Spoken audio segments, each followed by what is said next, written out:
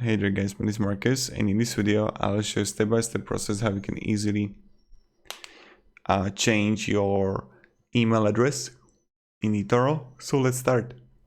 The first thing you want to do is under withdrawal funds, you're gonna see settings here.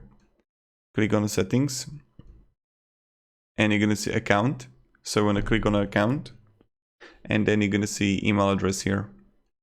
And what you want to do, we just simply click change here.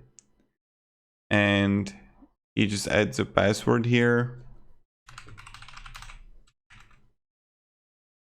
and you just add your new email address, and this is pretty much how you do it. So thank you very much guys for watching and have a great day and goodbye. See ya.